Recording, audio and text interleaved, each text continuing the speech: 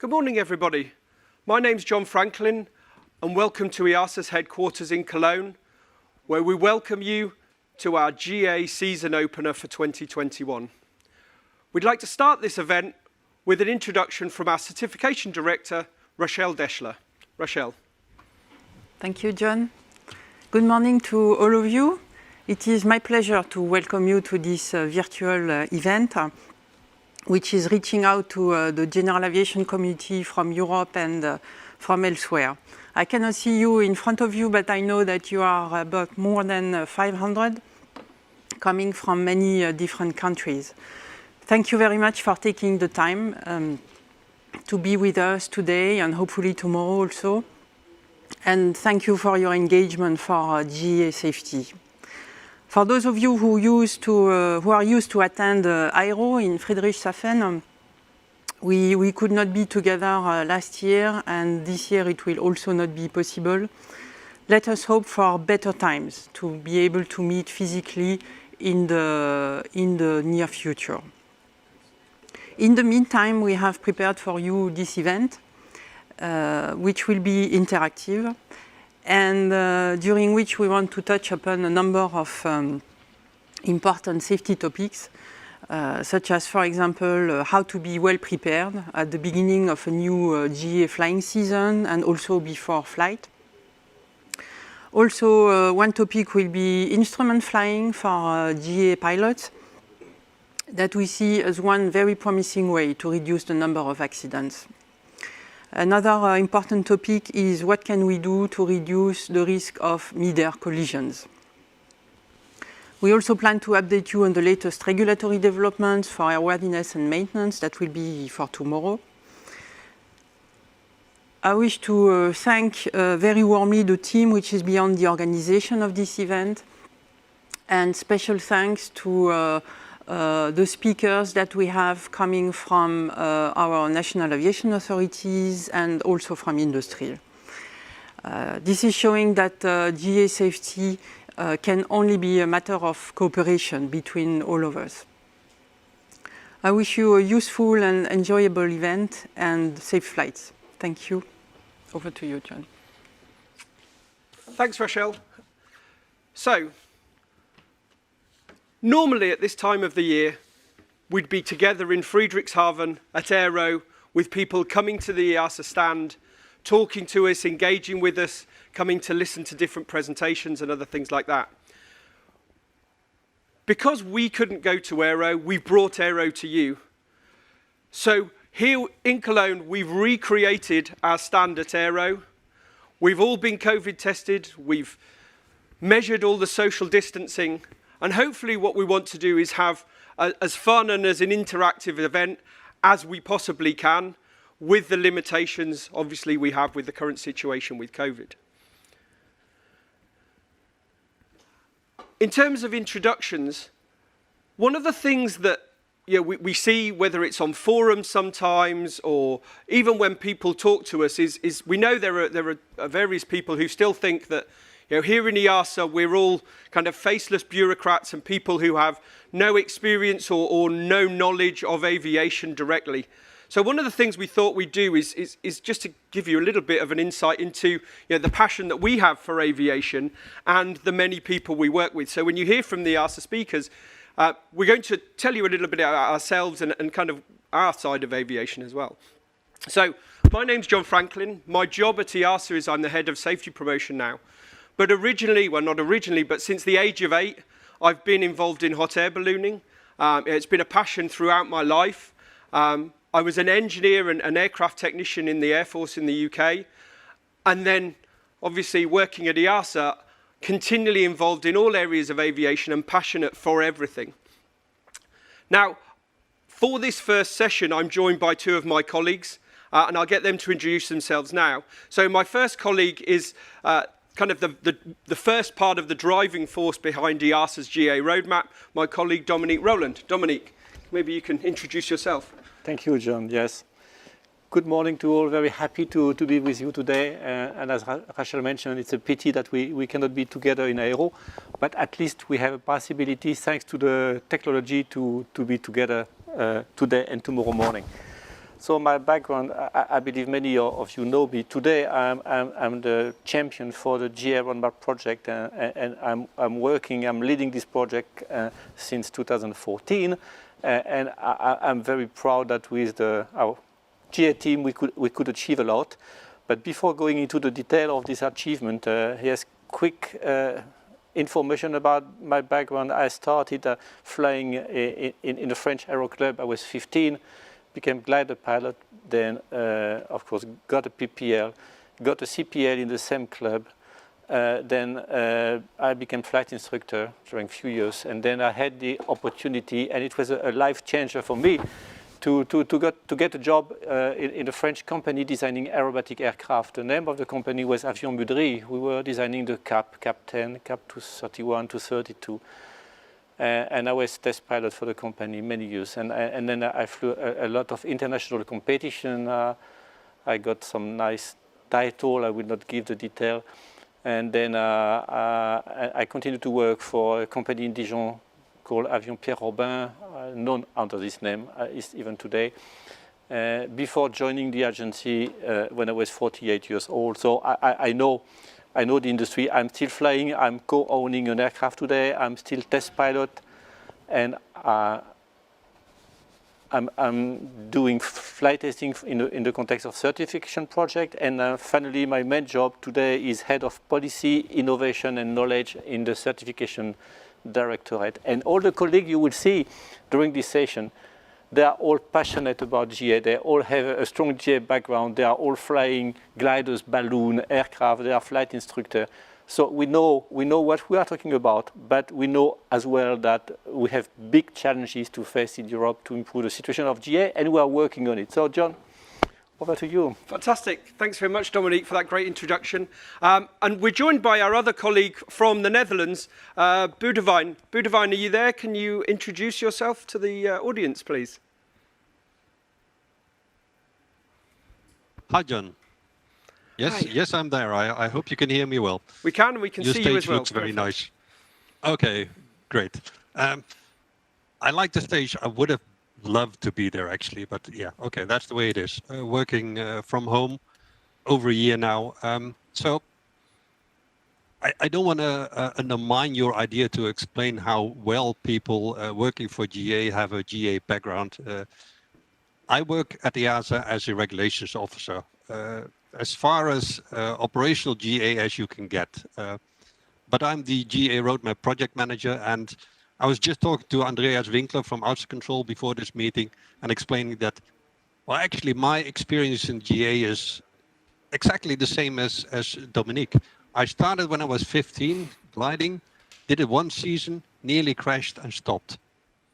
That's a complete different background. So my experience is limited to 1 year, but with the overcompensating experience from Dominique, I think we have a great team.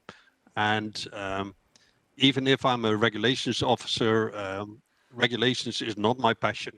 It is trying to get the message across, getting GA safe, and that's what I do in EASA. So I have to apologize for my limited operational experience, but I very much enjoy being in this task, and I've flown a few times with Dominique. It's really nice to feel what it is before you put a pen to the paper. So I hope this explains where I'm coming from, and hand it over back to you, John. Fantastic, thanks, and it's great that you could join us. One of the joys of technology is being able to get colleagues, and as you'll see over the course of the next 2 days, we've got people joining us from all over Europe, helping us prepare together as a GA community for the season ahead. Now, perhaps we can start by kind of reflecting a little bit on the challenging times we've had, and I know particularly Dominique Boudewijn, if I maybe come to you first, Dominique.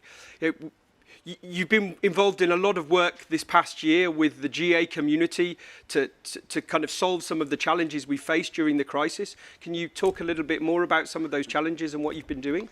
Yes, John, we did a lot, and not alone, of course. We created a working group together with the association, with you, with the community, especially Europe Sport, AOPA, and all the associations who are part of what we call our advisory bodies, and we reflected together about how to mitigate the issue created by the COVID crisis. You know, the complexity in Europe is that a lot of measures were taken by member states at the level of the Ministry of Health, and not really Ministry of Transport, for example. And people were subject to limitation, restriction, which were imposed not by the aviation authority, but by the health authority in the countries. And we had an awful lot of difficulties to put together and to try to find a way to even get the information about what are the limitations applicable to one country or another. And then we discovered problems with the currencies and the difficulties for people to renew their medical or to revalidate their rating. And so we worked together to say, okay, what can we do? Because it is a member state competence to take care of that, not really EASA. So we say at least we can try to coordinate and bring together the initiative. We provided templates to the authority to apply for exemption, to allow the extension of the validity of the pilot certificate. We did the same as well for the aircraft released to service and try to increase, to expand, to extend the deadline. So yes, a lot of work has been done, many meetings and discussion together with the community and also with the authorities to try to do our best to mitigate the problems. Thanks for that insight, Dominique. And perhaps, Boudewijn, we can come to you maybe with a few thoughts on some of the activities you've been involved in during the last few months and over the last year or so in terms of COVID and the GA community. Yeah, thank you, John. Well, first of all, when March last year this happened, we were preparing for Aero, which didn't take place. So as a kind of a desperate measure, we actually put our information into a leaflet and published that last year, but that didn't reach the same amount of people, I guess. So this year we have this live event. Funny enough, what Dominique mentioned, we immediately started when COVID hit us with the what we call the RNO group. And the funny thing is, it stands for Return to Normal Operations. Well, you know, as we all know right now, that things are not normal, and returning to normal might not be what we can expect for the future. So we at least tried to understand what was happening, set up this ad hoc group to get feedback from the community to know the impact of COVID. And we've, as Dominique said, we've been in contact with Europe Airsport and got also feedback from Gamma that the COVID impact on general aviation hasn't been luckily as severe as it has been on transport, what you all know. We've got some numbers back, although collecting numbers for GA is a challenge in itself. But what we see is that one thing definitely didn't continue, and that was competition flying. That more or less stopped completely. But in the different countries, the effects were quite different. If you look at Flight Radar 24 in the weekends, sometimes it looks very much like, wow, it's a GA a show nowadays, because there are hardly any airlines and a lot of GA. So there has been a lot of flying. And what was surprising is actually that training flights were increasing last year. So things are completely different from what they were before. Looking at what it does to industry, we got feedback from Gamma that feedback did get a blow in GA, but it declined by approximately 10%, and still it's fairly healthy. So the impact is very different on what we see. Pilots are still flying, bringing me actually to one question that I saw on slide about the difficulty for pilots to cross borders. As Dominique said, it's different in every country, and we've tried to create an overview of what you need if you're flying from one country to the next. And normally on a NOTAM, you will get a link to a local site in the country saying these are the measures taken because of COVID, and then it switches into a local language and you might be lost. So it is a challenge. I don't think we can organize that as at the EASA. We've been trying to share information as much as possible on the GA community side, but it remains a challenge. And really, I'm talking to 500 people right now. You need to support each other, share information, because it's changing by the day, and it's driven by health and not by aviation safety. So we need to tell each other what is happening in order to be able to fly from one country to another. So I hope with this event that we can start or continue a communication with you on what we're doing for GA. But life will be different, absolutely. So we'll give you as much information as we can in this event, but times are new for all of us. John, back to you. Thanks very much, Boudewijn. And I think what you heard from both Dominique and Boudewijn there were all of the collaborative efforts and the cooperation that's been going on over the course of the last year, and that's really the most important thing, is that we work together as a community to understand the challenges we face and then hopefully provide some solutions. And ultimately that's what this event is all about. It's about helping us together prepare for what will hopefully be the flying season that we have coming ahead, that will enable everybody to take to the skies over the coming weeks and months. Now, a few kind of housekeeping things then. So we've had a couple of questions on Slido already. Yes, we will be recording this event and putting it on the EASA YouTube channel, linking it on the GA community and all the different places, the event website, etc. from the EASA side. So there will be the events all available afterwards. And what we'll also do is certain sections will also be breaking down into additional kind of more detailed material on the GA community site over the coming weeks, etc. Now, you can interact, and you've probably seen that already, but you can interact with our Slido tool, and we'll take as many questions as we can. So to access the Slido, it's hashtag GA2021, and then you can ask questions. We might not have so much time for questions during the sessions, but what we will be doing is saving all of the questions that we've got and then using those to provide answers on the GA community site as follow-up as well.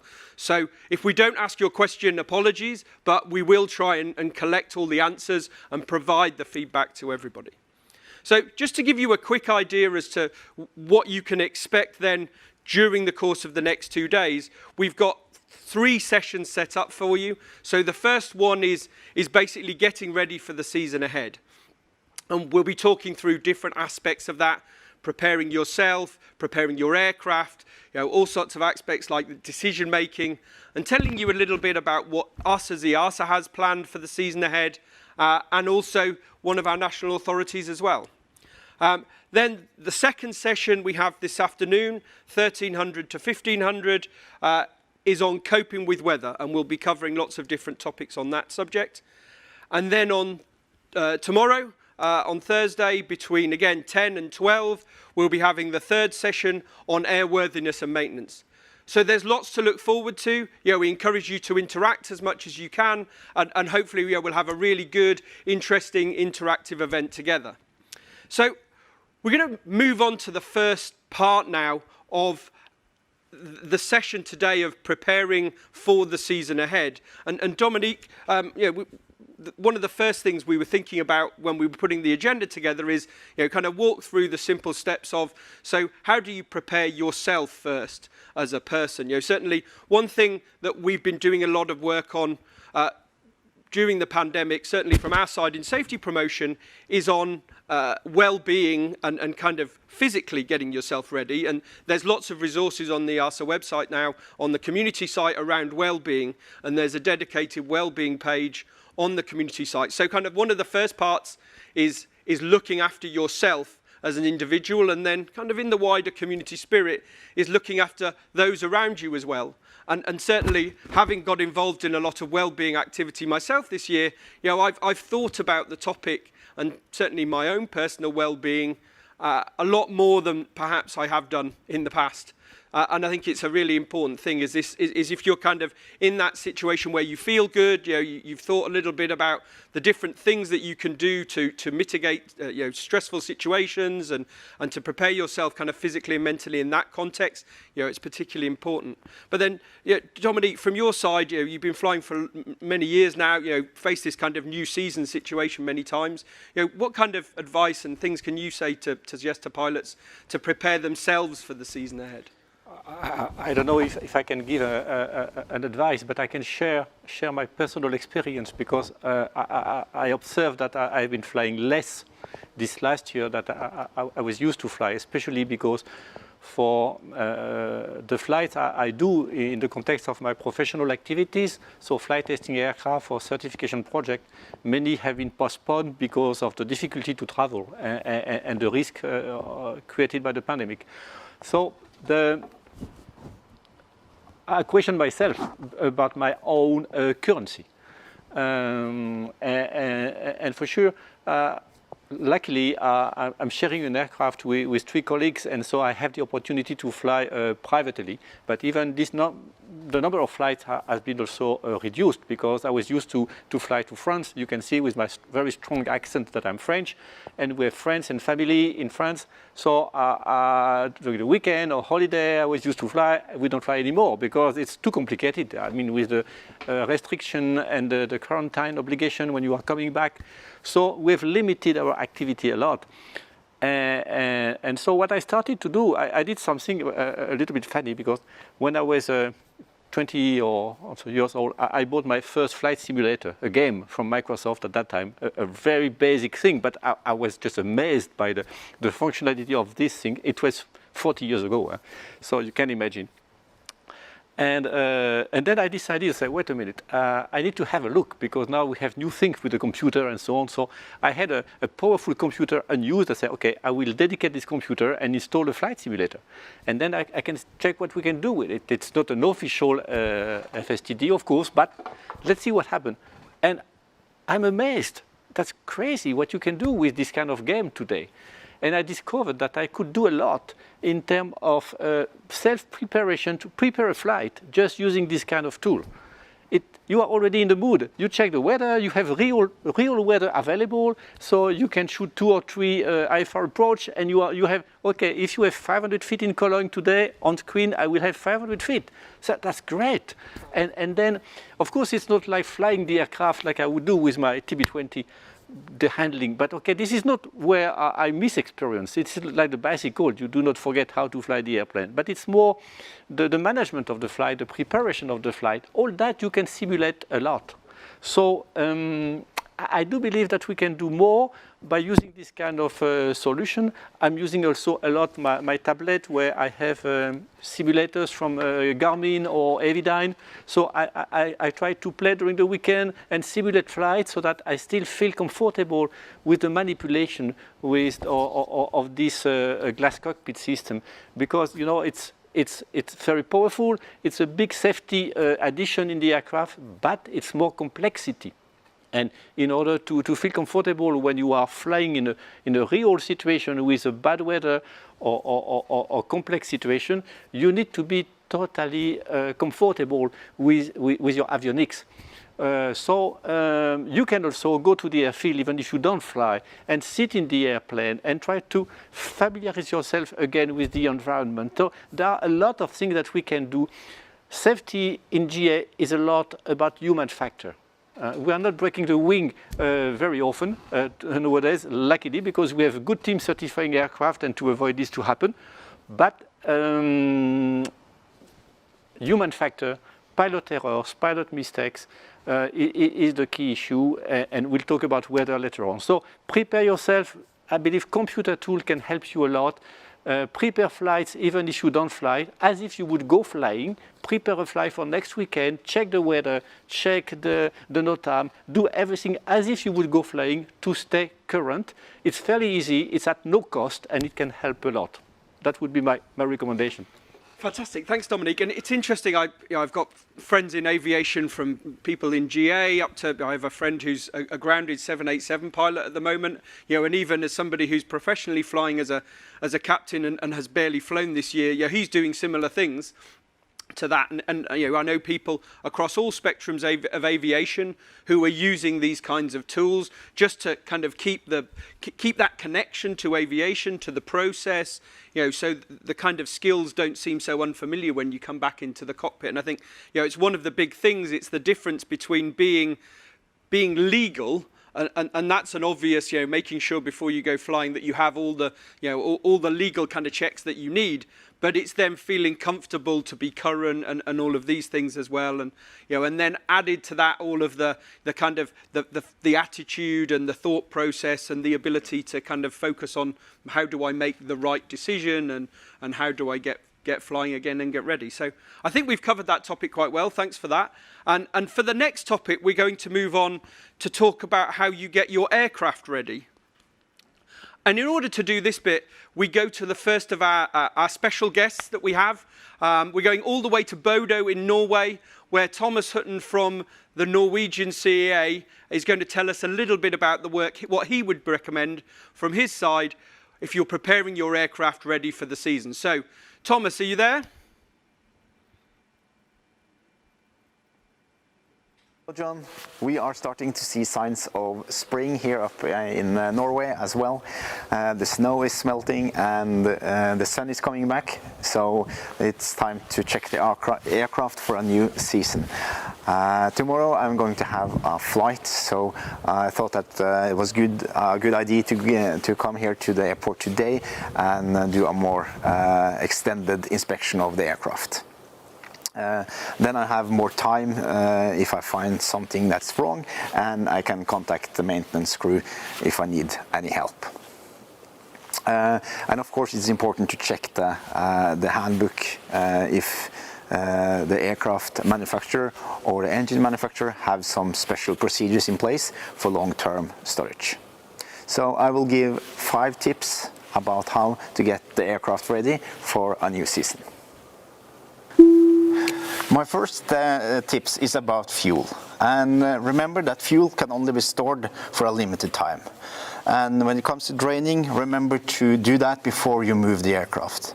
I prefer to drain the aircraft to check for any contamination before each flight. Tips number 2, it's about the cockpit, and first of all start to check the documents and see that you got all the documents in place. Especially the airworthiness review certificate and the insurance papers may have expired. The next step is to check the checklists actually, and that you got all the checklists you need, both the emergency checklists and the normal checklists. This aircraft is used for training, so we have 2 sets of checklists, and then it's important that you have the same checklist for both sets. There may have been some updates, so you could also just check that as well. During the winter, wildlife, mice may have been inside the aircraft, and then you need to check if you see any droppings or maybe a nest or some kind of indications. And you need to do that before you clean it. And when it comes to cleaning, I always check the windows and the windshield to see that they are in good conditions as well. Because especially in low sun setting, it's very important to have clean windows. This aircraft is fitted with a G1000 setup, the avionics, and then we need to see that the database is updated, especially because this aircraft is also used for IFR flying. My third tips is about the exterior of the aircraft. Of course, I use the pre-flight inspection checklist that we use for each inspection, but when the aircraft have been stored for a while, it's a good thing to add a couple of items. First of all, I will check the pressure of the tire with a gauge, and Also check if I have any flat spots, if the aircraft has been sitting in the same place for a long time. Another thing to check is also the brakes, and I always feel if I have any leakages, or checking the floor if there's some wet spots. Tips number 4 is about the engine. So if your aircraft has limited access to the engine room, you may remove the cowling for a better inspection. Then you can check for leaks, you can check for any damage or wildlife. Many aircraft also have the battery mounted on the firewall, so you might check the battery as well and even charge it or top it up to be fully charged when you are going to do the first startup. If you don't feel comfortable to do this by yourself, please contact any of the maintenance crew you have available. The 5th and the last tip from me is to do a maintenance flight. This is a flight where the purpose is to check if the aircraft have the right performance and works well. So I hope you found my tips useful, John, and back to you in Cologne. Fantastic. Thanks very much, Thomas, for that. And hopefully it was really interesting and useful for people. We'll be sharing that video just as itself online as well, so you can share that video and hopefully use just the content of that video as well as the wider package of everything we've got here available from today's GA Season Opener. So we're going to move now on to the next topic. And it's quite an important one, and the subject of decision making. And as Dominique was talking about earlier on, human factors and our ability to make good decisions is kind of one of the biggest challenges, certainly in terms of accidents and occurrences. We see human factors coming out more and more over time as the predominant factor behind accidents, rather than perhaps technical failures now as things have become more and more reliable. So it's a really, really important topic. And to help us discuss this, I'm joined on the line from Austria by Andreas Winkler from Austro Control. Andreas, are you there? Yes, I'm there, John. Hello, John. Greetings from Vienna. Fantastic. Thanks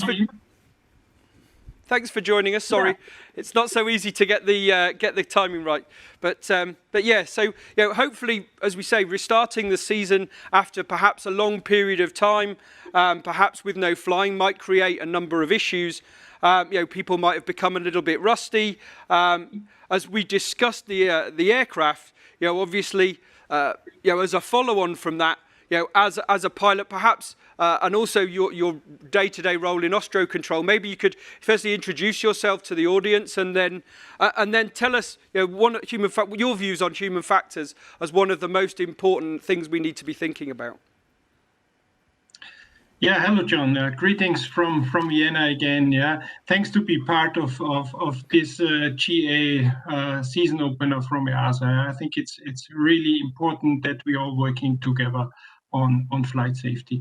Yes, I'm flying since 1979. I'm working since 1984 for the authority, mainly on the airworthiness side, but also on the flying activities. And I'm really a passionate flight instructor for sailplanes and airplanes.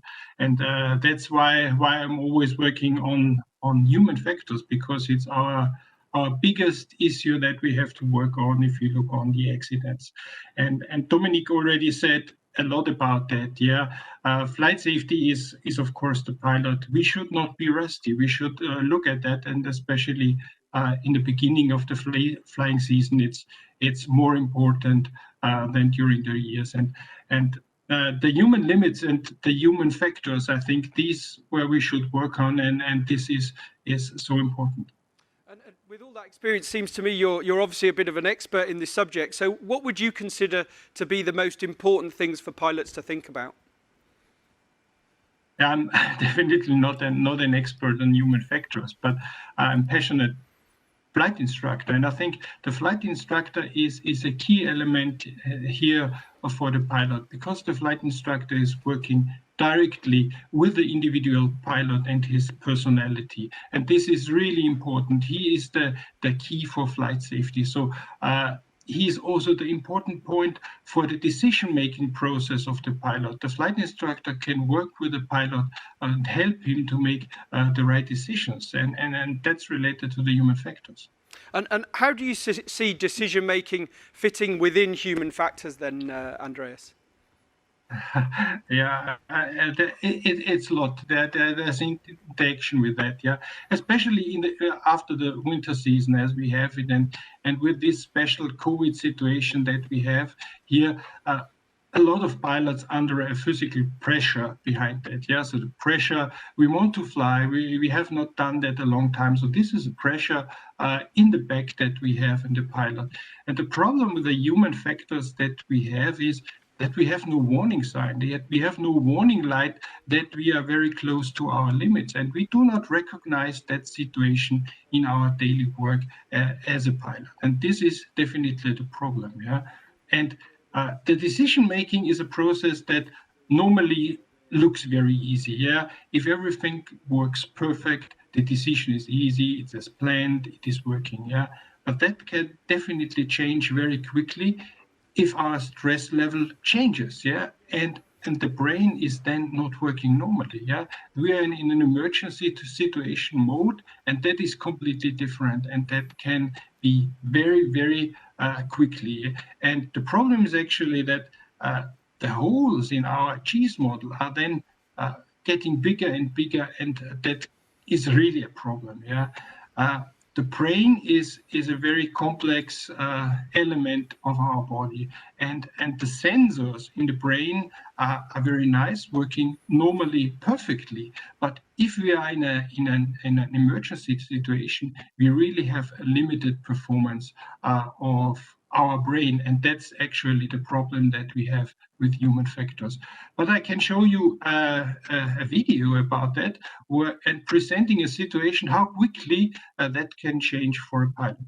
Yeah, and I think it seems quite complicated, but I think this is where the video example that we have that should help to explain things a little bit more. So hopefully, if we can run the video now, and then Andreas, maybe you can talk us through what's happening, so that we can help explain that to all of our audience.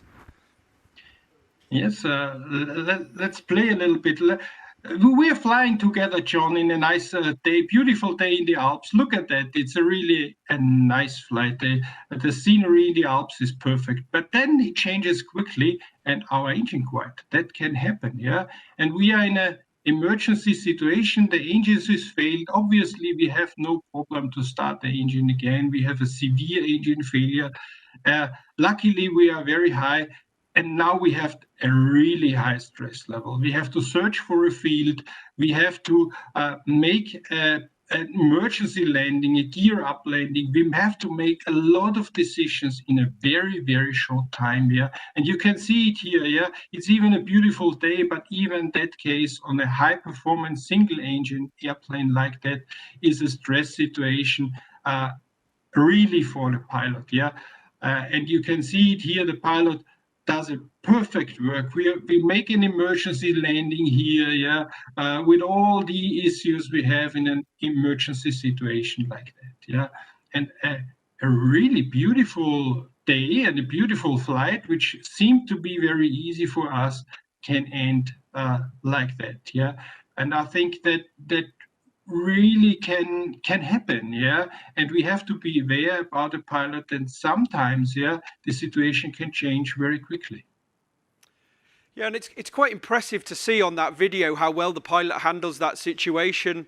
It kind of seems like it's a nice day, and everything's quite normal, but the stress change in a situation like that, it changes so fast. It's really difficult, and how the pilot reacts is, and the decisions that you make then suddenly from kind of just having a nice normal day to all of that stress, happens very, very quickly, doesn't it, Andreas? No, absolutely, and I think it's really an example, and it happened just weeks ago in Austria. So that's a real situation that we had. Thanks for the pilot and owner who sent us this video situation to explain his stress that he had. He handled it really perfectly. But of course, he had a good luck. Yeah, the engine failure happened in high altitude on beautiful and best weather conditions he can have. So the situation could be very much difficult if that is in low altitude or even just after takeoff. So we must be aware that the situation can change very quickly, what we have not already planned. So we have to be aware about that. The problem is actually that we are in a stress situation, and then it's like an emergency switch, yeah, and our brain working in an emergency mode. That means we are in a kind of tunnel effect. Yeah, all our senses does not working like that we do normally. We cannot use everything. Yeah, so that it remains only very basic handling, that basic things that we have learned in our flight training. The word of the flight instructor is always in the back. Yeah, check speed, check that, look at that. That is the things that are remaining. So that's the reason why the flight instructor is so important, and the training of these effects is so necessary. And even also simplification. Yeah, we need a simple instrument, simple things that we can understand in a very, very short time. Yeah, and the best tool that we have is make a very good flight preparation, as Dominique already said. Yeah, the preparation for the flight is even a very important thing, and also the preparation of the airplane, checking the databases, checking that every instrument is working perfectly is one of the elements we definitely need. Yeah. And I think that's one of the key things, isn't it? The more we can do as individuals to prepare for the unexpected things that might happen, potentially the more prepared for it. And it really seems like, as individuals, we do have our limits there almost. Maybe we need an STC to improve it, Andreas. Yes, it's a good point. The STCs, we definitely have our limits here. And as I said, yeah, the problem is that we cannot see really, we have no warning sign that we are on the limit. We think everything is okay, but in reality, we are definitely on our limits, and the flight preparation will help. And you said it, the STC is an important thing, but more important, I think, from the first step is to have always a plan B. So if you plan a flight, if you make a flight preparation, please have a plan B. Look at the things that can happen. Yeah, the engine failure is definitely a very rare example. Most of the pilots in the world will never see an engine failure, but it can happen. And if you look at statistics, yeah, the system failures in the airplane has an element, and a simple system failure can create a stress situation, and then the pilot is in this human edge where he is in the tunnel effect, and he is not able to make the right decisions. So, but also what you said, STC is something that would kind of helpful too. And what specifically would you recommend then, Andreas? My first recommendation is definitely to have the plan B. But if you say STCs, there are also aircraft STCs are available, which are helpful tools for us as pilot.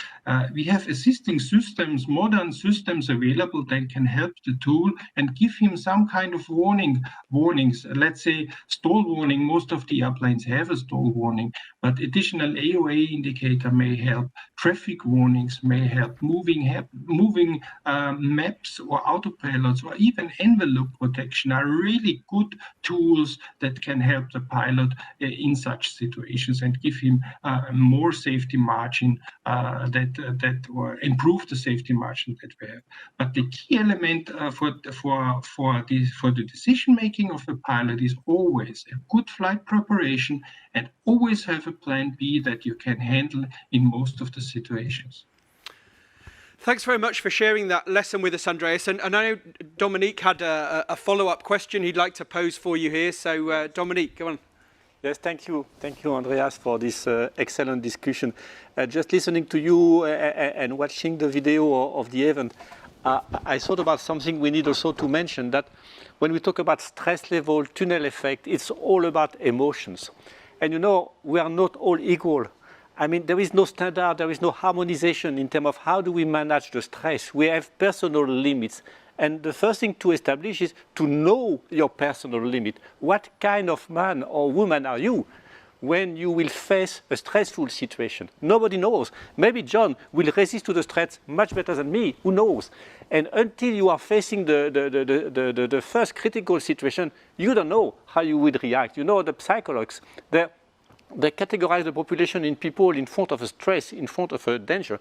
Some will try to escape, some will decide to fight, and some other will stand totally frozen because they cannot manage. And who are you? And ask the question to yourself. I think that's all really good points, and thanks to Dominique for that, and particularly thanks also to Andreas, particularly for talking us through that session, for your thoughts there. We'll come back to you very shortly with Budavine to talk a little bit about your Austrian season opener that you had and learn a little bit more about that. So we'll look forward to coming back to you later. And we're going to move on now to talk about the next topic. And it was a key part of really what Andreas was saying there. And it was about preparing the flight. And again, we have another special guest to go to in terms of this topic to help think a little bit more about preparing the flight. And you know, it's a really sunny day here in Cologne. We've got nice weather. You know, we're starting to think about clear skies and the chance to get flying again. So for the next section, we're going to go to Helsinki, to Finland, and Jani Hotala from Traficom, the Finnish authority. How's the weather up there with you, Jani? I'm assuming you've hopefully got some sun as well. Thank you, John.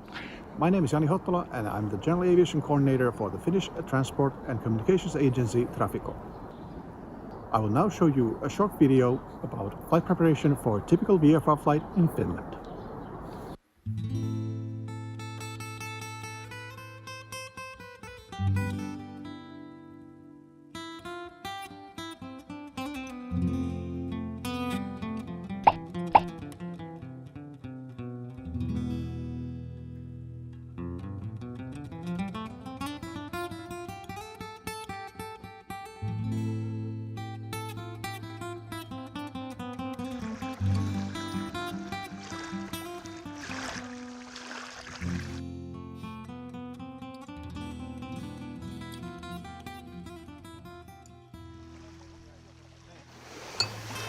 Okay.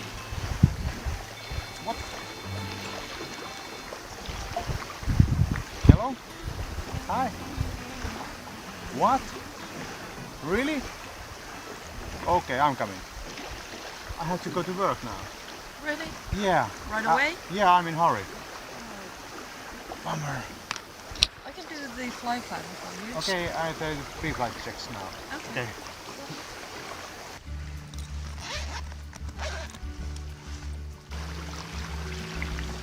Hi, I am Vfr and I'll show you how to plan your flight in Finland. First of all, I'm going to use the Airfront nav to check the route from here on the beach of Sando to Helsinki-Vantaa Airdrome. But it just goes very close to a prohibited zone and also a danger area, so I'm just going to fix the route a bit to avoid those. Second of all, I will check from the AIS web pages the relevant NOTAMs for this flight, so for Helsinki-Vantaa and the danger areas close by. After that, I will go and check the weather. Of course, we can see here that it's really sunny, but we are some couple of 10 nautical miles away from Helsinki-Vantaa. Additionally, I will use the airspace usage plan to check for the military exercises if there are any. As I have now checked the routing and the NOTAMs and also the weather, I will next fill in the flight plan for our flight from here to Helsinki-Vantaa. Since we are departing with a seaplane, we have to remember that we have to activate the flight plan by phone before our departure from here, so that the flight plan will be valid.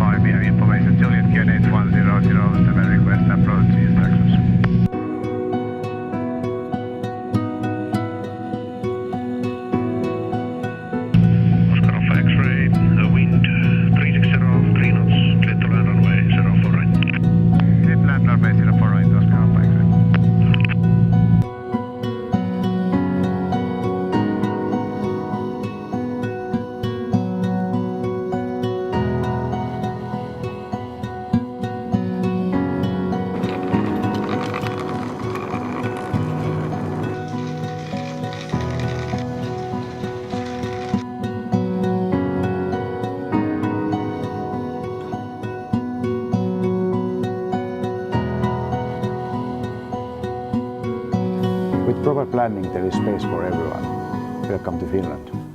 Check my.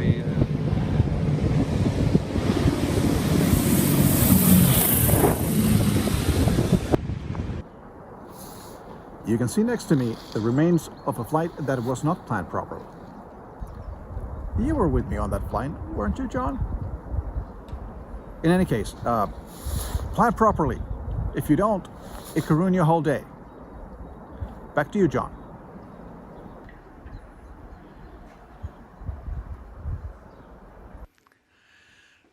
Well, hopefully Yanni will have better weather in the next few weeks and be able to get flying again. And as Yanni said, there were some really important lessons there, that by planning the flight effectively, by thinking as much as we can ahead before we take to the sky, we minimise the risk of things going wrong and strange things happening.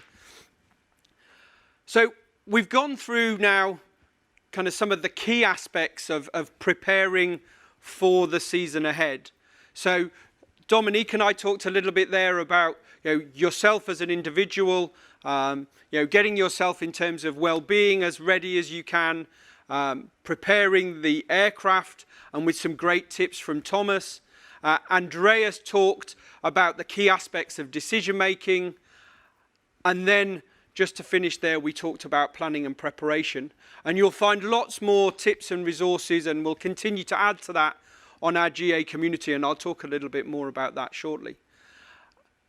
For the next section, what we're going to do is share a little bit with you about what we have planned for EASA for our season ahead, and to talk a little bit about the GA roadmap and some other activities. So I'm joined again now by Budavine. Budavine, are you there? And if we put the presentation up, then we can start talking about some of the great activities we've got ready. Hi, John. Yes, I'm online still. Don't worry. I take the opportunity to talk a little bit about what we normally would do also at Aero, is give you kind of a status update on what we've been doing in the GA roadmap, and due to COVID we did suffer some delays, but it's primarily because people were more working on exemptions and trying to create solutions to COVID challenges, but we are still fairly good on track. And if you go to this first slide, I just want to show where we came from. And John actually I gave him a slide from 2015 to show what we had in mind in those days with the GA roadmap. There was a big gap if you were looking at the European regulations.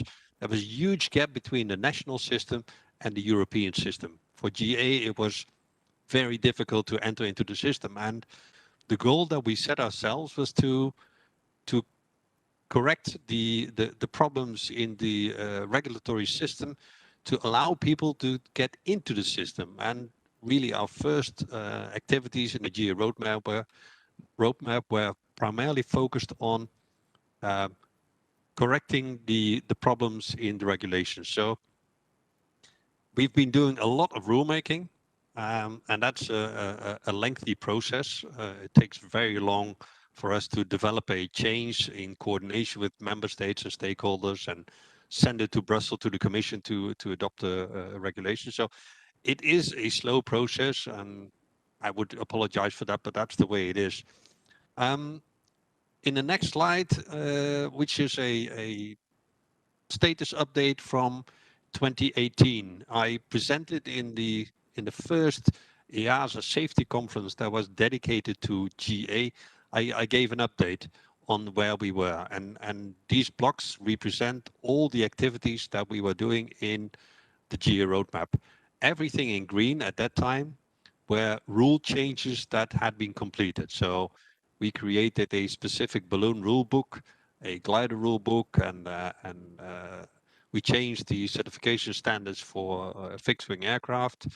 A lot of work was already completed, but in orange you could see two blocks that hadn't been completed yet. We started looking at IFR flying for GA and changing the maintenance rules for GA. Two blocks in red here are things that hadn't started in 2018, but you'll see that this is what we are still doing. The other blocks in white is actually what appeared to become more and more important in the GA roadmap. It's not just about changing rules. We also need to communicate. We need to get in touch with you on topics. And we started to create Sunny Swift in those days, started a GA community site, and we had roadshows. That is typically what we haven't had the last year, but it was one of the possibilities that we had to get in touch with all stakeholders, national authorities and the pilots.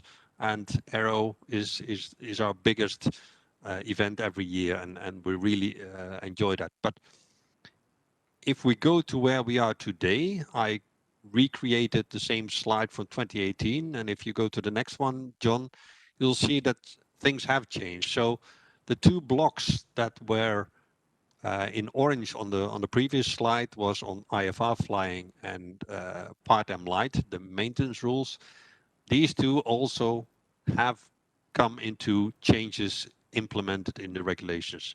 So rulemaking wise, 2 additional parts of the puzzle have been completed, but the other 2 that were in red on the previous slide, the one on designing and certifying an aircraft, haven't started in 2018, but they are now well underway, and we will be talking about the new aircraft, what it says here, design organization approvals and production organization approvals.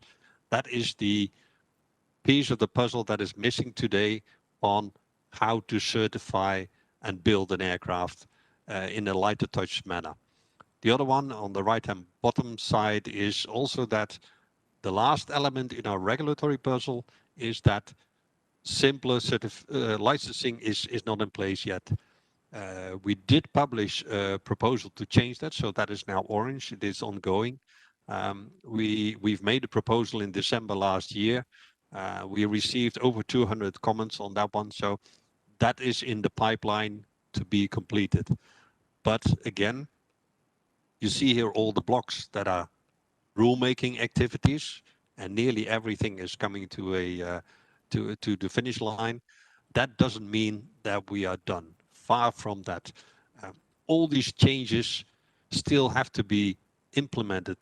Please bear in mind that rulemaking is a discussion and paper exercise which results in a change to a rule.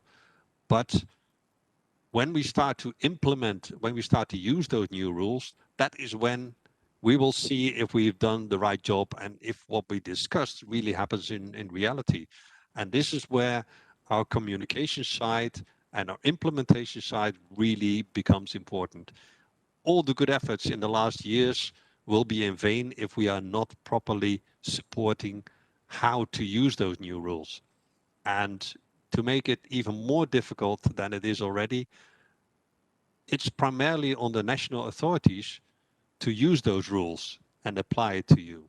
And so we need to have a very good coordination and very good contact with our national authorities and with the stakeholders to see what we had in mind theoretically and what we put in the rules really works. So the blocks that are now becoming more and more important are communication, explanation, and roadshows. Really, this is our upcoming future in the GA roadmap. We need to see how the rules have been written, how it really works, and our plan is not to go directly back to, okay, something doesn't work, let's redo it, let's start on rulemaking again. As you could have seen, it takes years to change a rule, and we don't want to spend years and years on discussions on rulemaking. We want to see what we created, how it works, and how we can amend the implementation if needed. So that is our next challenge for the GA roadmap. All the good work, but sometimes theoretical, we have to see how we can best implement. And we'll have an example of that later on when we talk about maintenance tomorrow morning. We invited a national authority to explain how they are setting the rules into motion. And this is really the challenge. And luckily, and I will hand over to John in a second, our communication is the next biggest thing for our future. And I'm very thankful that John is heading our safety promotion team, and they're key in this effort to reach out to you and get feedback and get our message across. I'm very grateful that we have an event like this, and strangely enough, actually, I guess we are reaching more people with a virtual event than being at Aero, where we normally would talk in a press event to up to 80 people. Now we have over 500 in this event, and we will be making the video of this event available after this event. I saw one of the questions in Slido asking for that. Yes, they will become available. So also people will be able to see all this information, and communication and getting the message across is really the future of the GA roadmap. So John, can you tell us more about what you are planning in that respect? Thanks very much, Boudewijn. And yes, as Boudewijn was talking about there, our ability to create this community, to talk and share and to communicate all of the things going on is so important. It's funny, I remember a few years ago now, I was at a helicopter conference, and the person that had put the conference together, kind of inviting people to come up with kind of inspirational quotes and things during the conference. It was a little bit different than a normal kind of just stand up and watch PowerPoint type event. And I think I was one of only 3 people there representing regulators. And it was, we were talking very much about, how can we support, in this case, a particular part of the industry with implementation of all of the different safety activities that we have going on. And during that discussion, my inspiring quote that I came up with at the time on the spot was, "Hello, I'm from the regulator and I'm here to help." And of course, at the time, it got quite a good laugh, and everybody thought that was kind of funny. But actually, that's quite a serious point, because we create all of these rules, all of these documents, all of these things that people have to comply with and have to understand to enjoy whatever activity it is they have to do. We're talking specifically, about general aviation. It's supposed to be about flying for fun. And one of the key parts of the GA roadmap, as Boudewijn said, is about the communication. If we can create all of the technical rules that we like, but if we can't help you as a community really understand what that means, practically and simply, so that you can actually do something with this great new rule that we've implemented. The basic instrument rating is a great example, providing this new thing that makes a whole part of aviation more accessible to so many people. The next key part of that has to be, how do we actually help you do that? And we have so many different activities going on, really designed around that whole communication activity. And actually, what Boudewijn was talking about there fits really nicely to one of the Slido questions that we have. And perhaps something also for me just to say at this point about the Slido.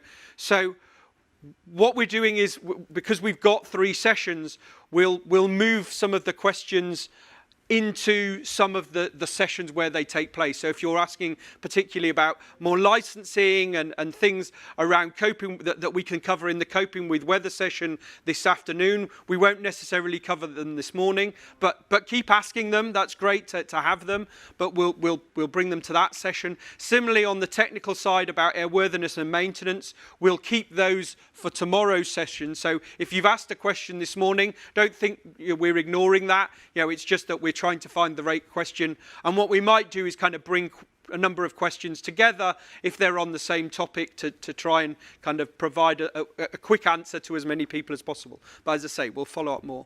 But one question that is really relevant for what Boudewijn was talking about there comes from Michael Rocker, who was asking, well, how can EASA support the national authorities to get the best from these different new regulations and the GA safety strategy, the roadmap and all of these things that Boudewijn was talking about there. And we have, Dominique and Boudewijn are both really heavily involved in collaboration. So we have a GA collaboration group as part of our advisory body network with all of the GA representatives from the national authorities. Then from the safety promotion side, we also have something called the Safety Promotion Network, where we meet and exchange ideas with our colleagues on the safety promotion work specifically. And Dominique, maybe you want to add something on that one? Yes, maybe just to give an example to the audience. Thomas was talking sooner this morning. Jani from Finland was there as well. Andreas from Austro Control. They are all part of these advisory bodies, this group that we created to liaise, to coordinate, to harmonize with the NA. So we have a network, and you will see that Jani or Thomas or Andreas, they are pilots, they are flight instructors. I mean, they know about GA, and so they are GA focal point in their national authority, in Austria, in Finland. We have the same, we will see in France.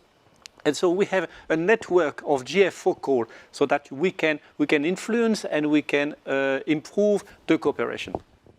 And I think that's a really important point, is it's this collaboration, cooperation, whether it's supporting national authorities with material and information and collaborative activities that helps us to build these, to build these networks that can promote all these different things that are going on.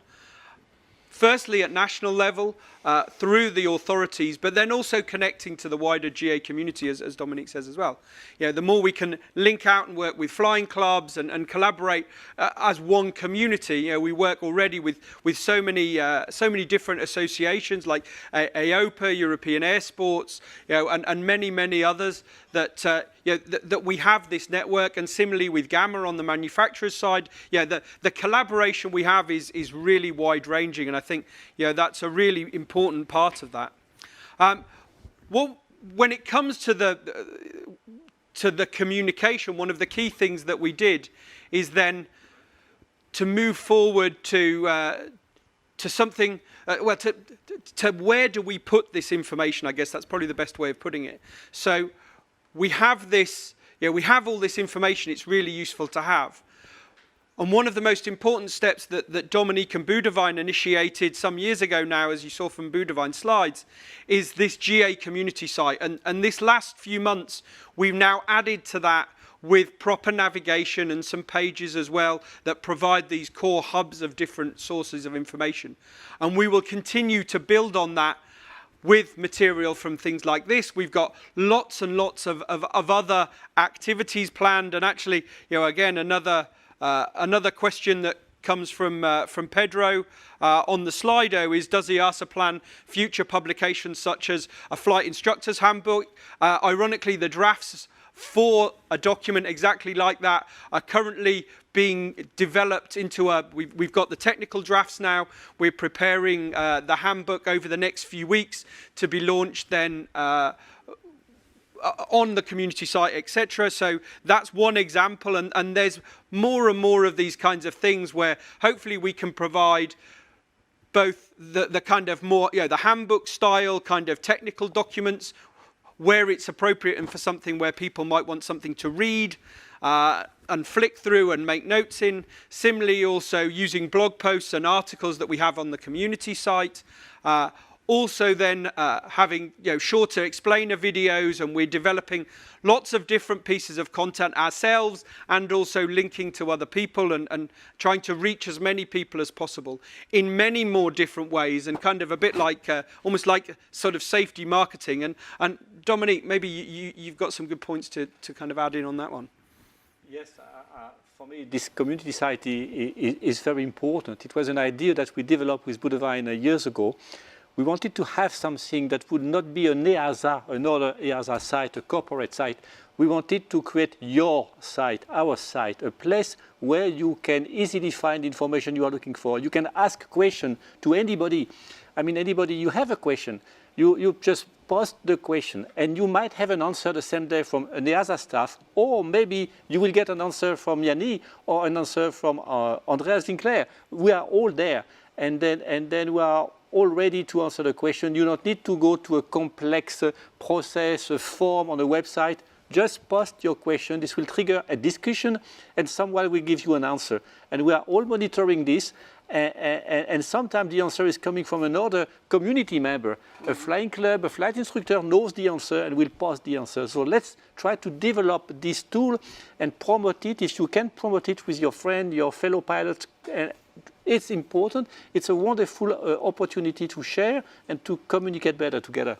Fantastic. Thanks for adding to that. And if you haven't seen the GA community, it's available at easa.europa.eu and then /community/GA, or you just go into Google and type EASA GA community. You can view the material there now without a without logging on and connecting, or you can use any of your kind of usual social media type logons to kind of have an account so that you can post things and get a sort of better experience. You can also sign up for email updates when there's new material, either as once a week send me everything that happened, or every time there's a posting. That's perhaps not the best option. I recommend kind of the digest option, but there's lots of different ways, and we've got now, I'm just looking at it now, 3,751 members in that community site. Then we have other ways, because we realize that the community site works for many people, but there are other places where people are already kind of hanging out online, if that makes sense. So we also have a Facebook group called General Aviation Europe. So again, if you're into Facebook, we've got now 2,800 members on that group, and we're always, again, posting things there that we put in the community, so you never miss anything, whether it's a new Sonny Swift cartoon, or whether it's a rulemaking update or whatever. We post these. Actually, one of the things we then look to start doing fairly soon is to have like a monthly news kind of digest where we take all of the key things that have happened in the last month in the community and put them all in one post, so that rather than having to kind of keep in touch with everything during the month, you can kind of know you can go to the latest news and then you don't miss anything. So again, that's really, really important. And we're branching out in different ways as well. So actually, as a follow-up to this, or not a follow-up, but as a kind of part extension of this evening, one of our colleagues from the safety promotion team, Vendel Lynch, who's a GA pilot himself, will be on Instagram Live with AVAs and 4Flight at 1800 Central European time today, talking about human factors and decision making. So if you go to the @AVAs on Instagram, you can watch that as well. So who would have thought at EASA interacting with the GA community on Instagram, on Facebook, we're posting things obviously on the community site and trying to reach out in lots of different ways. And perhaps if we maybe just go to one more part of the presentation now, is that one of the other things we've kind of been challenging ourselves with a little bit is we talk about our GA community site and the GA safety promotion, and so far we've been using just this standard EASA brand that we've developed called Together for Safety as the key part of the way we communicate in terms of general aviation. But it's like going into a fun place. Imagine I came into your flying club and I said, hey, who wants to come and join me in safety club? I'm potentially not likely to be stampeded in the rush of people to join me in safety club. So we've created something new that's kind of a slightly different approach on the same type of material that you'll start to see more of in the future, and it's something called the Aviators Club. And it's hopefully a kind of different take on the same type of safety promotion, hopefully with much more around the flying and the what are we doing and what's going on with video stories and things like that. You can still get almost like the reading room part of all of the stuff that we'll put on the Together for Safety side, and hopefully the two parts of our promotional activity and campaigns will go hand in hand together to really help support you as a GA community and really help us collaborate and work together and help enjoy our flying with as much fun and, dare I say, as little effort as possible. And ultimately, that's the goal. It's about us being here to enjoy our flying safely and being the best that we can be when we're trying to do all these different things. the world's continually changing, it's complicated. We've seen that this last year more than anything itself. And we won't get everything right all of the time, but the main thing is we're here to collaborate, to work together and learn together how we can improve and do things better day by day. And I think that's a really important thing. So hopefully that gives you a good flavour for the main things that EASA has going on at the moment and some things from our side. And obviously the sessions that follow this afternoon and tomorrow morning will particularly focus on some of the key specific activities that we've got around coping with weather, with supporting the basic instrument rating and all sorts of other topics. And then tomorrow on airworthiness and maintenance.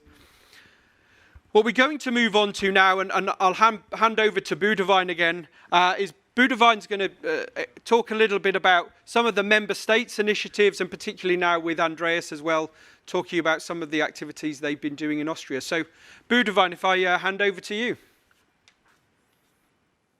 Yeah, thank you, John.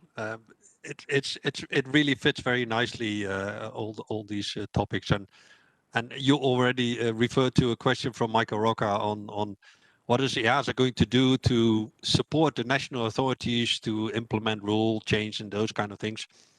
It reflects a typical look at the system where there's a kind of hierarchy, EASA telling the national authorities what they should be doing and how to implement. And that's not reality. I mean, we have different roles, and EASA is not in direct contact with the pilots in every country. We don't speak the right language to start with. So I think it is a coordination between all stakeholders in aviation that we need to achieve. And I think one of the nice examples that we have in this event is, and I'll hand over in a minute to Andreas to talk about that, but national authorities are trying to the best they can to get messages across, and they will not be talking about rulemaking in an event all day. I mean, who's interested in rules? You want to fly, you want to know what's going on when you go to your airfield. So I think we have to acknowledge that we have different roles, but we are all part of a community, and very often you should be talking to your fellow person who is experiencing the same issue. And I'll hand over to Andreas in a minute, because Auster Control is doing their own season opening event for a lot of years already.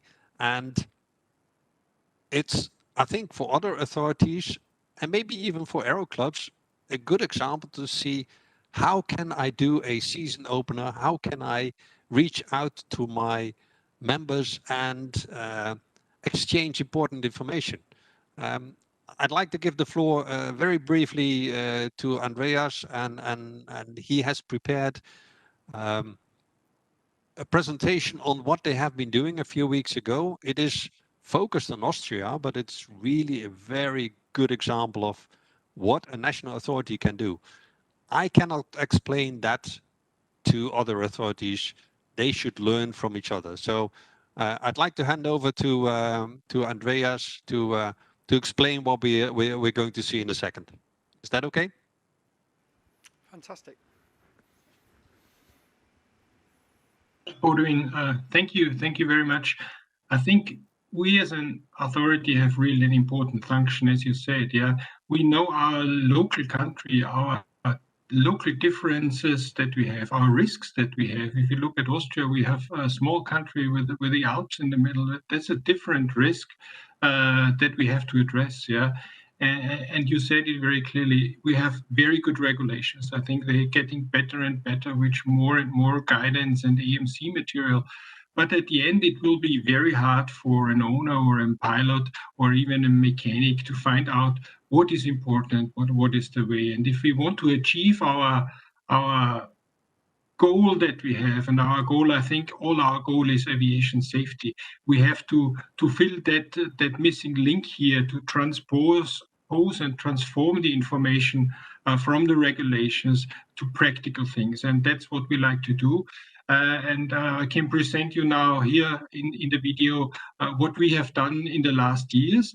Very interesting here is that the starting point of that is coming from ATC. It's not the authority, because the ATC people say, hey, please, if we work on the airspace issues, if we want to be safer, we have to go to the pilots, we have to go to the owners. And that's what we did for the last years. And I'd like to present you a little bit all that was in the background, how we can organize that. And it's just an example. Yeah, every country is different. So you have to make your own methods in each country how to address these issues. So we can run the videos and then you will see it.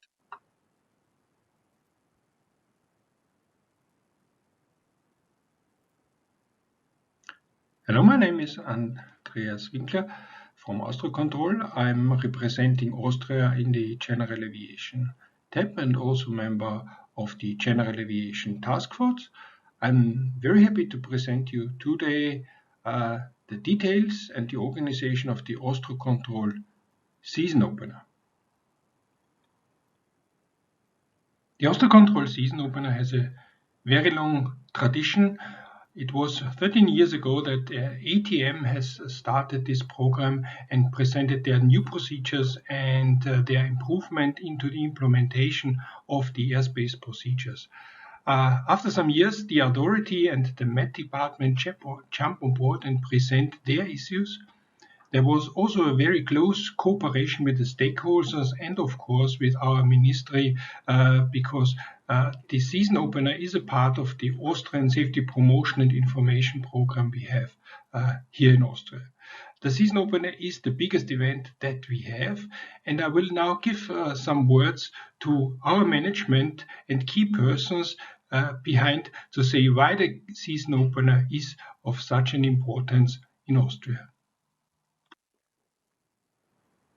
Ladies and gentlemen, my name is Christian Kern, and it's a great pleasure and honor for me to express the added value of our so-called season opener events to you that we carry out in course of our safety promotion commitments here at Austro Control. I do this from a perspective of a former air traffic controller at the Vienna Approach Control Unit. I did the job for more than 20 years. As well as a pretty long time manager of the Vienna Approach Control Unit. And now since the beginning of 2019, I'm assigned Director of Operations. Our air traffic management department consists of all air traffic control units in Austria. These are the ACC Vienna, as well as a tower approach for our major international airport, Vienna, the tower of which you see next to me, by the way. And there are another 5 local tower approach units for our regional airports with a very challenging traffic mix there, a lot of general aviation, but also scheduled traffic, of course. Additionally, there is the Flight Information Center and also the Terminal Flight Information Unit, a unit especially for VFR flights in the complex airspace around Vienna Airport. And the aeronautical information management, including the Vienna Flight Service Station, is part of the department as well as the training academy. Regarding the season openers, we may look back on a pretty long history here at Austro Control already. For 13 years, we have been hosting them regularly at the beginning of each year. We have improved and expanded these events from year to year. And from my personal perspective, the most important objective we achieved is the safety improvements through direct communication with all pilots, from the sailplane pilot to an airline pilot. Pilots see a face to the voices they know from their cooperation with us via radio. So we have the opportunity to present our flight information service as a helping hand and to motivate them to use it, especially for younger pilots, to take away their fears that might exist of contacting our ATCOs. With the season openers, we reach more than 10% of all Austrian license holders, in fact. Also pilots who do not have a professional dispatch or appropriate support are among these participants in the event with all their challenges they have to cope with. These challenges are really great in an ever-changing environment. Indeed, there have been many significant changes over the last years. I'd like to mention the implementation of performance-based navigation, various procedure changes as well as changes to the prescribed equipment. Remember the introduction of Mode S transponders or 8.33 implementation regarding communication. Also very important to mention in this context, the key risk area airspace infringements. In close cooperation with our occurrence management, we have been able to achieve significant improvements here. It has proven to be very beneficial for us from any perspective to specifically point out changes to the airspace structure in the context of these season openers. What we gain from this are pilots who are well briefed before the flight starts, and they then know about all regulations, especially newer regulations. Aside, for instance, the implementation of the standard European rules of the EASA years ago. I also remember substantial changes in the field of phraseology. Many local Vfr procedures changed, as well as noise abatement procedures, just to give another example. On all these issues, these events provided a well-accepted chance to ensure clarity on these topics, even before the flight starts. So ultimately, the pilot benefits from this, as well as air traffic controllers benefit from this. And above all that, we achieve a significant improvement in safety. It is important to create an appropriate forum to communicate this information in the most appropriate way. For this reason, as Director Air Traffic Management here at Austricontrol, and from my experience as an air traffic controller, it is of course important for me to support these events consistently further on in the future. By doing so, I'm convinced to provide a significant additional contribution to safe flight operations in Austria, and I would really like to thank my colleagues for their huge efforts over the last 13 years to let the season openers become indispensable events. I wish you all the best for your efforts. Thank you very much for your attention and warm greetings from Vienna.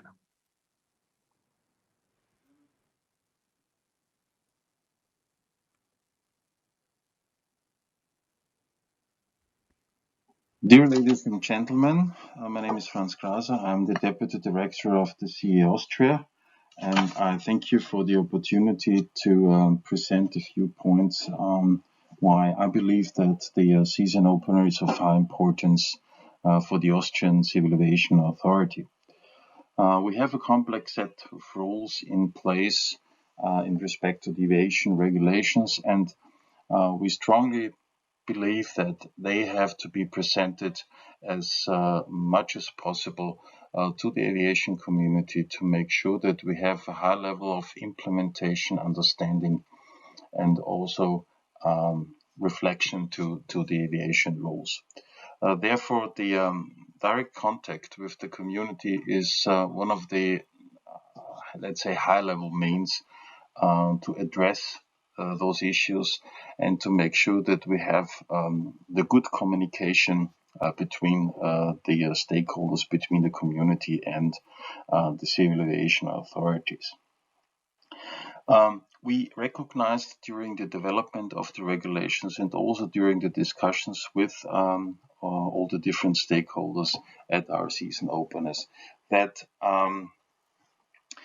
good regulations is one element of having, let's say, a high level of safety within Europe, within our communities, but there is more necessary to make sure that we have a high level of safety, and that is the communication to the community, the understanding, and also the right application of the practical application of the regulations. To make sure, actually, also to avoid accidents, but on the other hand, in the case there are incidents and accidents, we need to talk about them, and we need to address the issues which derive from the research and from the, let's say, from the process of identifying what was the root cause of an accident. So also this information is very important for the aviation community, and it is also, let's say, a high-level information which has to be presented for the community and also for the authorities to understand what are the mechanisms behind such root causes. What could we do to avoid that future accidents or incidents are really taking place? The main areas what we also always address are related to airworthiness licensing operation, which is the common whole, let's say the common elements which are covered by our civil aviation authority. So we have very high-level experts in all the three domains, in the airworthiness and licensing, and then the operation. We will see later on also the experts which are being involved within these areas, and we address specific issues, let's say new regulations, what are our processes and procedures within the authority in applying the regulations in airworthiness licensing and the operation. What we also address, and this is a fact with the new basic regulation, which is in force since 2018, that we have a new Annex 1, which was the previous Annex 2, that we also have to address on a national basis or a national side the subjects which are covered in Annex 1, but also the relationship to the EASA regulations and to the EASA rules. So finally, and summing up, the season opener, lasting actually also for a very long time already, is a very, very necessary and important occasion and event where we have a good opportunity to address issues which support us to keep the level of safety and even to rise the level of safety. Thank you very much for your time, and I wish you a very good further meeting. Thank you. Bye-bye. Maybe I can say something. Our target in the season opener are the general aviation pilots. We want to inform about the news, we want to enhance safety, and we want to give motivation to the pilots, to the clubs for aviation safety. We're presenting normally new airspace structures and new technologies, but also safety relevant informations and safety promotion in general. Another big target is to remove the barriers between authority and ATM and the users. So we will be in direct contact with the users, with the pilots, with the clubs, directly on site. It's user and safety oriented, and we use always practical examples and demonstrate that in the program. In the authority part, we always present the regulations, new regulations, and their implementation, and we help to implement these new regulations. There's always a part about flight safety and accident prevention. We have a focus there on the key risk elements and the key elements to prevent accidents. Parts are also for licensing, airworthiness, and operation. The news and objectives are clearly for the upcoming flying season, so the content on the authorities part is dedicated to the next year. The MET experts are presenting their data from the Austrian platform Flugwetter.at, which is the Austro control platform for our MET products. We gave a weather interpretation about the special local weather phenomena in Austria, which are dedicated to the situation in Austria where we are within the Alps. We're presenting that the services and the charts, the data sources behind that data and behind that what the MET experts are presenting to the pilots. We gave, for example, also a detailed explanation about the weather radar, which is an important source of data for general aviation pilots. ATM personnel, which is normally airspace and flight controllers, are presenting their new procedures for VFR and IFR flights in Austria. Also information about flight information service in Austria, which are commonly used by general aviation pilots. We have also included local news in our local airports, which are presented by the local people there. One of the important sources for pilots in the flight planning and briefing are the Austrian Home Briefing AT, which is the source of Austrocontrol to be used by the pilots for AEM services. Normally, we present and give to the pilots directly new IFR and VFR charts, which include the new procedures, and we gave information about the airspace and the use of the Austrian airspace. This is an important objective of the Austrocontrol season opener.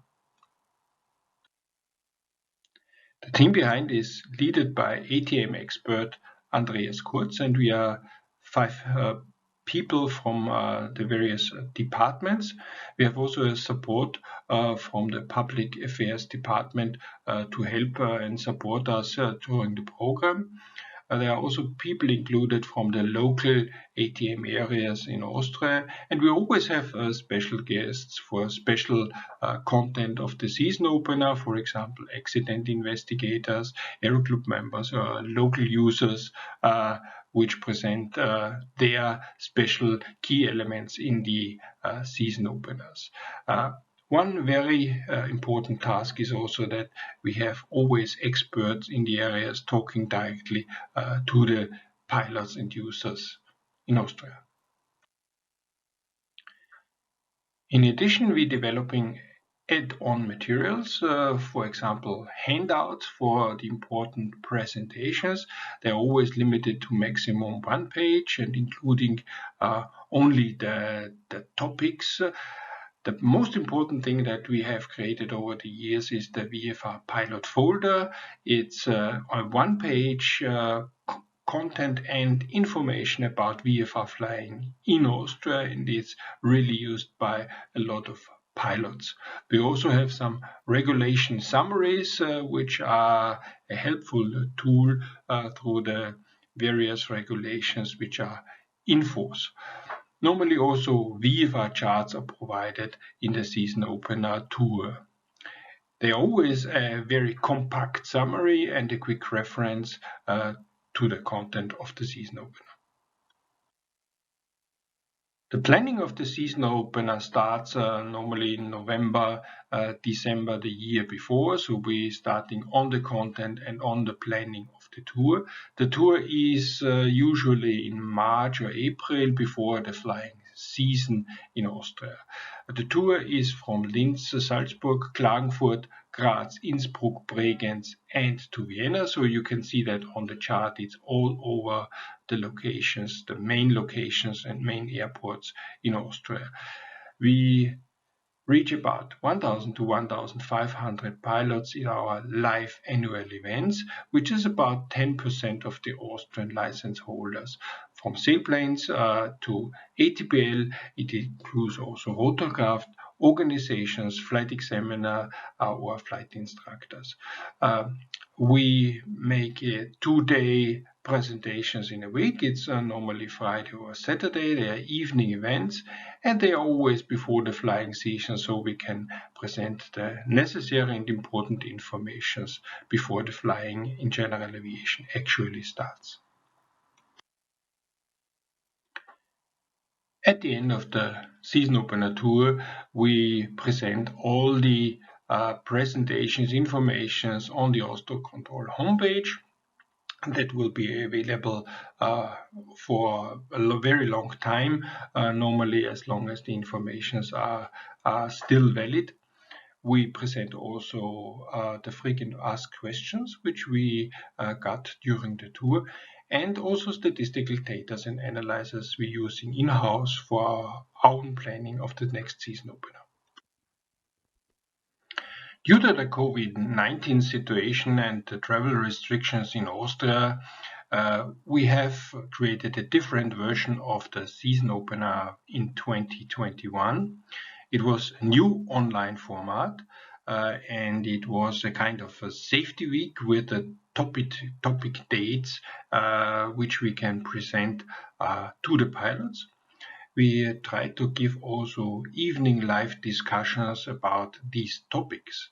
And we now thinking about the next season opener in 2022, and we hope it will be a mixed format between an online version where we can present that directly to the users and also as in 2021 a kind of virtual season opener format. Many thanks to EASA that we could present our season opener program and the details. We wish you a very successful start in the flying seasons for 2021, and hopefully we can see you sometimes in the Austrian season opener program. Thank you.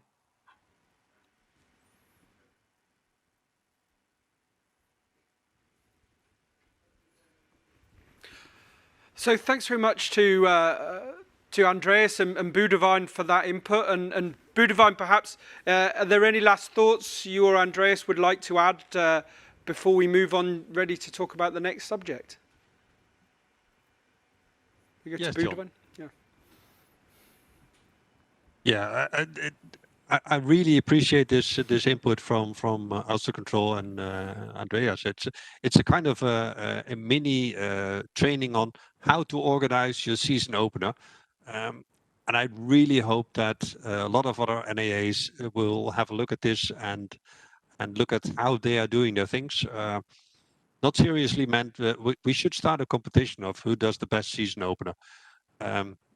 I think Yanni, we should give him some bonus points because he's still knee deep in the snow, so he has a difficult start. But really, this is very nicely explained how it's organized, all the elements that are of interest for GA, and also the material in your own language, all the leaflets. That is something EASA could never live up to. So we're very grateful that you're organizing it in such a great manner.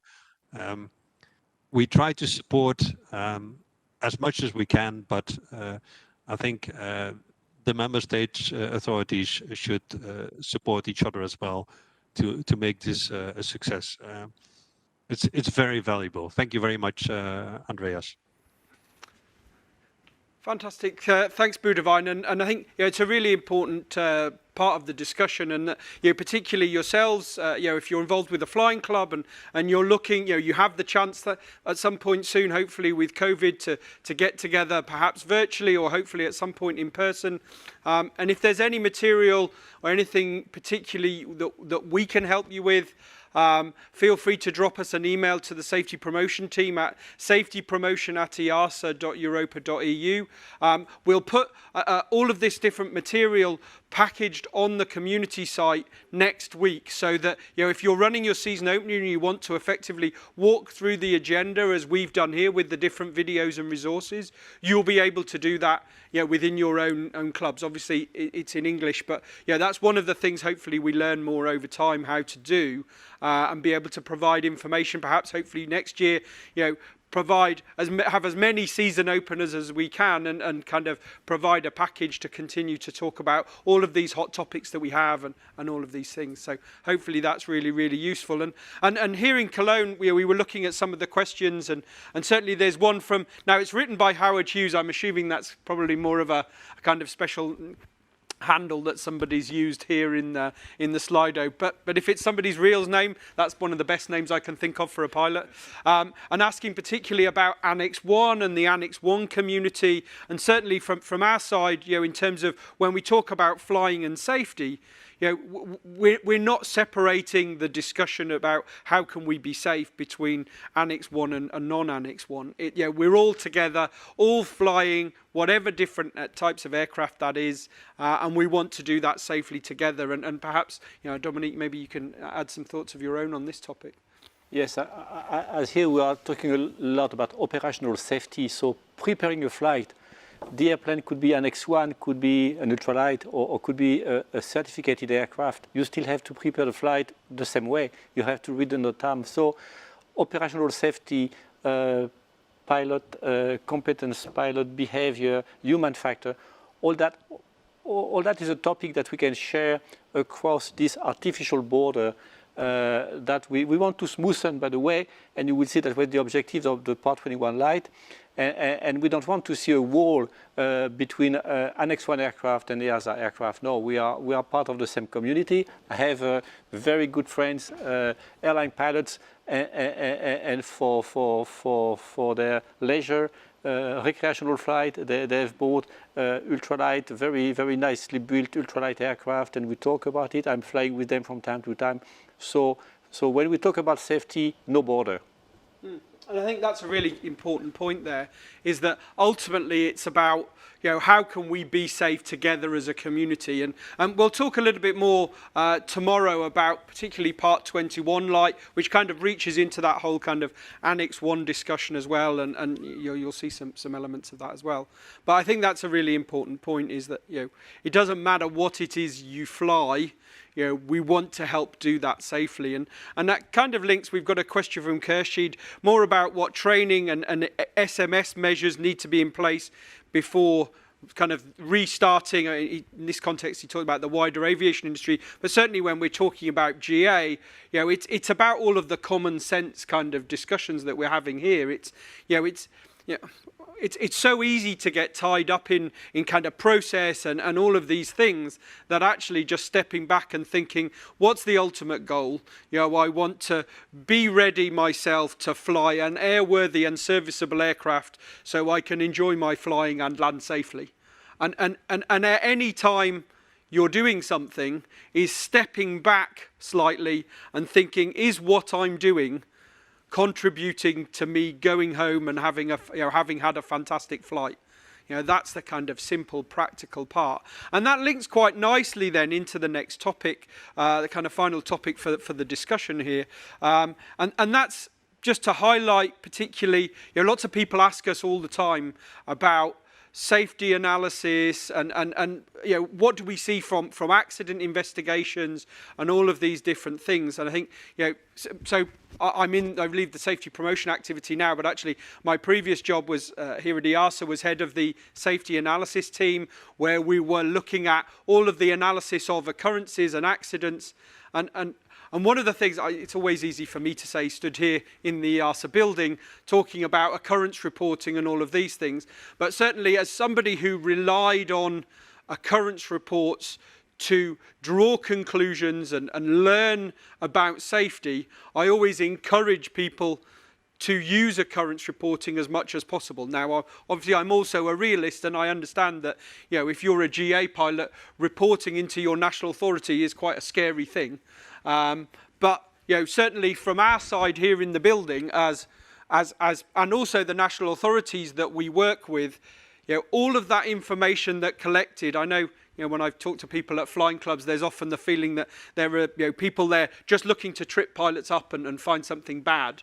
And certainly I know that this information, the way we use it here, is to try and learn, and help, ironically, ultimately drive the different education and the training programs and all of the promotion activities that we're trying to do within our promotional activity is based on that. And certainly what we've tried to do from the accident or from the analysis side, and I'm not just talking about accidents now, but all of the occurrences that we had is as part of our development, and actually it was about 4 years ago, I think, Dominique, we had, in fact, in this room we're in now, we had a workshop with the GA community where we looked at all of the data that we had and tried to say, well, we were talking about lots of fancy acronyms and all of our taxonomy words that analysts and technical people were using. And we tried to really break all of the different analysis that we see down to some key simple areas that we can kind of really get our heads around at a basic level. And this is where what we came down to were, in terms of the key safety aspects to think about. And for us, ultimately, if we're talking about the types of accidents that we're trying to avoid, it's kind of around this. And the key areas we split it into then was, well, how do we prepare the flight? So we have one bucket that you'll see a lot of work on around preparing the flight, whether that's planning and personal preparation, improving our skills and knowledge and training and everything that goes into being as effective as you can be and as good as you can be and prepared as you can be when you sit in that cockpit and start the flight.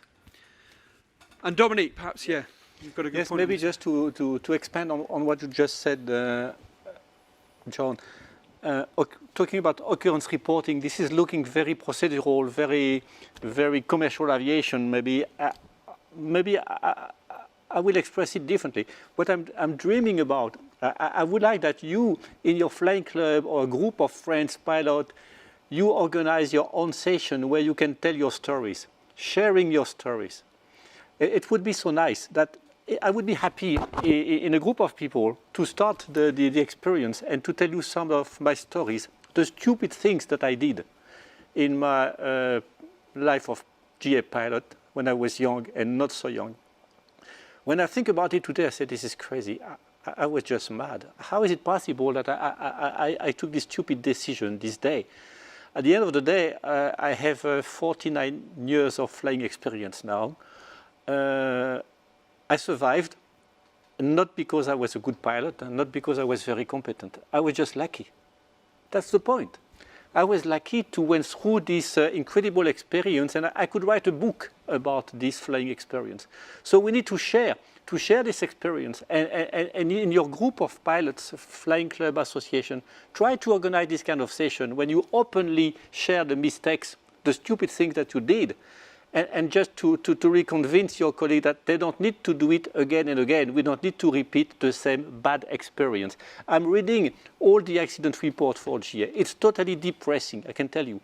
After 1 hour of reading an accident report, and you see how easy this could have been avoided. And it didn't. And at the end of the day, it's a crash, fatalities, 5-6 people. It's a disaster. So it's not, don't account on EASA. Take the point and do it yourself and talk together, share your experience. And I think that's such an important point. When we talk about these things, it's one of the key things we see when you look at accident reports is it's very rarely we see a new accident, isn't it?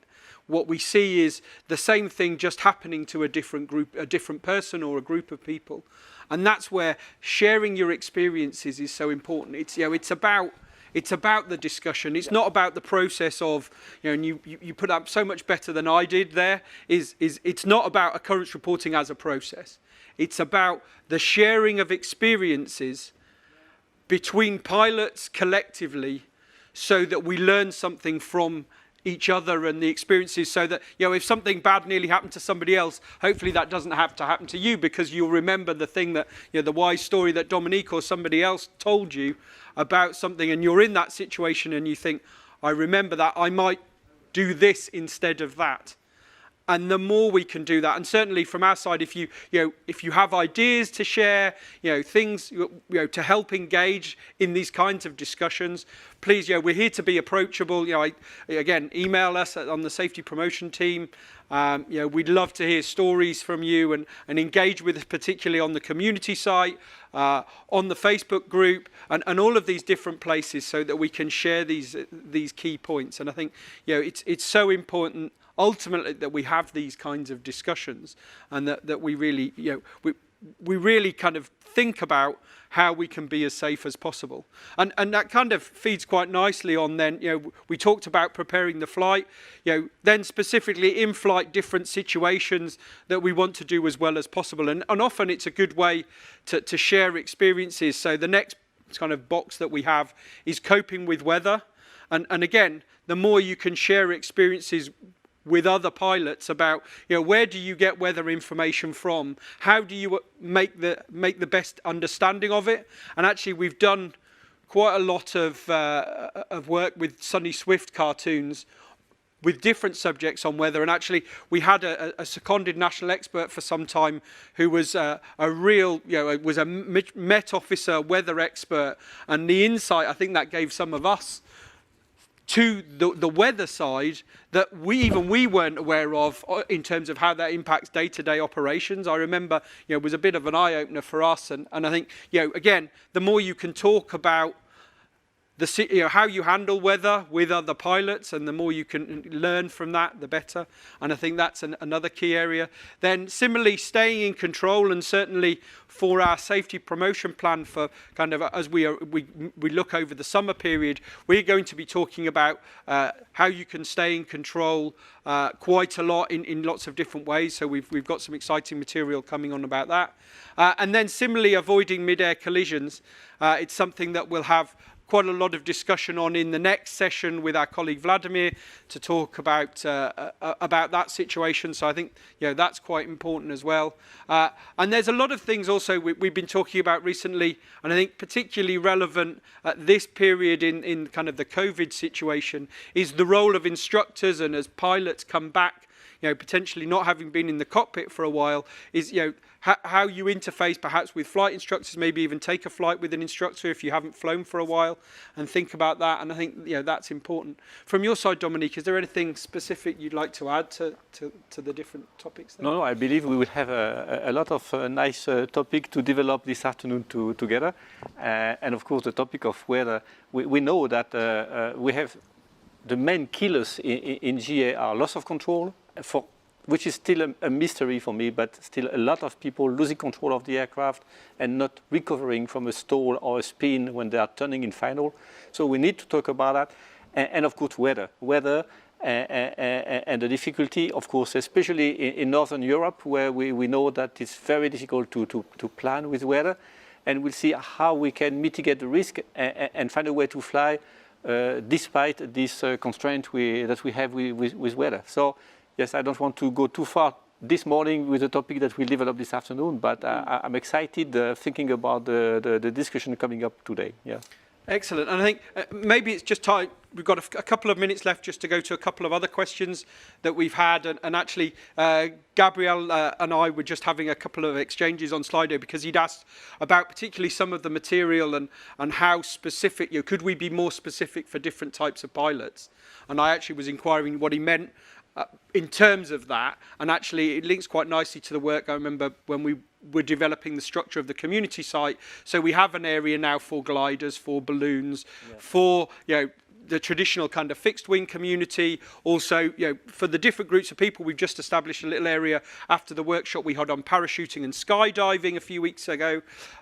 So yes, indeed, to answer the question there, Gabrielle, is us creating more material for the different activities in general aviation, balloons as well, of course. And then similarly also, we've been looking and exploring, particularly in our safety promotion, about how we can be more effective at different, different types of pilot in terms of stages in your flying career. So, when you're a new pilot, you're kind of hunting lots of new information. And interestingly, our colleague Wendell in our team has kind of been on that journey these last 2-3 years himself. And he's kind of, a lot of what you'll see in the Aviators Club will be kind of Wendell's quest for, learning and new information as a kind of fairly new pilot in his flying time. Similarly, if you've been flying a long time, and how do you keep enthusiastic and current if you've perhaps been flying 40-50 years, and where can you go to get information there, and kind of everything in between is, how can we provide different things in different ways. And it's interesting, whenever I talk about us using Facebook and Instagram and things like that, there's a natural assumption sometimes that, well, we're going to forget that there are also people who want a nice piece of paper in their hand, that they can read physically. And that's a key part of what we're trying to do with our promotion, is it's not a one thing for that tries to meet everybody's need. It's, you know, it's using Instagram, Facebook, you know, social media things for one group of people that use that. You know, using the community site as well to bring things together there. You know, providing easy access to simple information that you can print and scribble on if you want to, and kind of all of that spectrum in between. So I think, you know, hopefully that helps a little bit kind of understand that. Yes, Dominique. Yes, maybe something we have not mentioned at the beginning. It might be a mistake, John, that when the purpose of this discussion today and tomorrow is to talk about the low end of GA. We talk about recreational activity because Boudewijn always says there is nothing general in general aviation. It's true, because if we talk about initial airworthiness, GA, it goes from balloon, airship, gliders, and we go to business jet, Gulfstream, Dassault, Bombardier, and so on. So you see, it's a broad scope of product and type of operation. In the context of the GA roadmap project, we are really taking care of the low end, so the recreational activity, leisure activity, balloon, gliders, small aircraft, flying school. We don't talk today about business jet or commercial operation. And I think that's really important, and actually that's probably a great point now. We've reached the 12 o'clock mark and the conclusion of this first session, and I think that's a great point to finish on. And hopefully you've had a really interesting, seen a really interesting discussion, and it's been really useful for you. We look forward to hopefully having you join us again in an hour at 1300, where we'll start the next session on coping with weather. In the meantime, keep the questions coming on the Slido, and thank you very much for being with us. We'll see you shortly. Bye-bye.